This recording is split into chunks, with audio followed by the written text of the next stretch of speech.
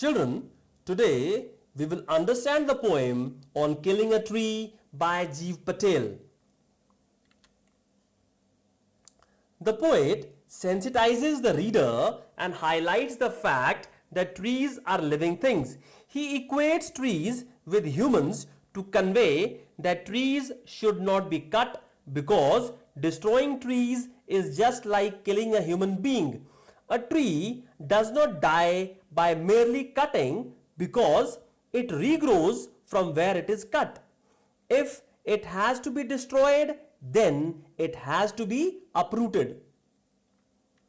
It takes much time to kill a tree. Not a simple jab of the knife will do it.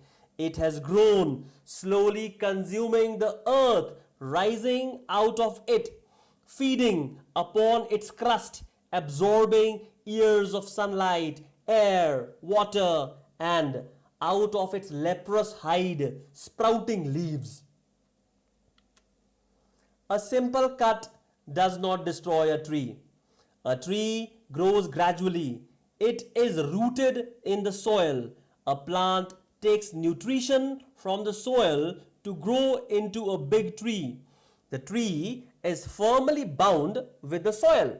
It takes in sunlight, water, and air to grow into a strong trunk and have numerous leaves.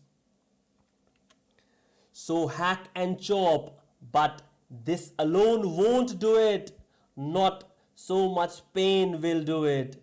The bleeding bark will heal, and from close to the ground will rise curled green twigs, miniature boughs, which, if unchecked, will expand again to former size.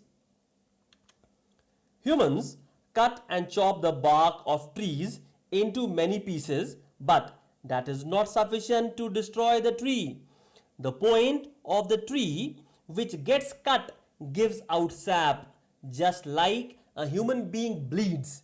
Gradually, this wound heals, and from there, new branches start growing again. No, the tree is to be pulled out of the anchoring earth. It is to be roped, tied, and pulled out, snapped out, or pulled out entirely.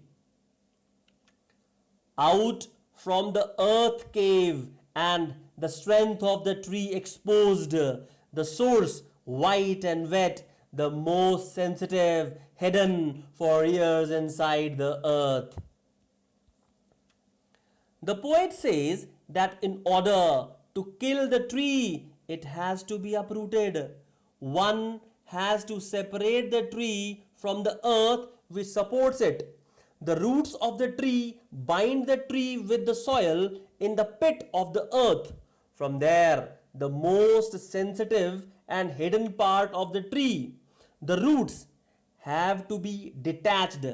The roots are white in color and are damp.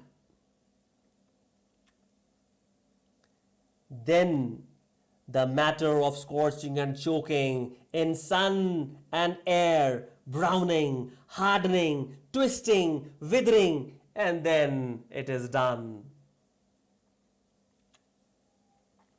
Once the tree has been uprooted, then gradually it withers and dries up with the action of heat and wind.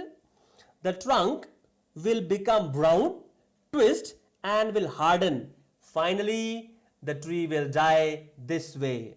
Thank you.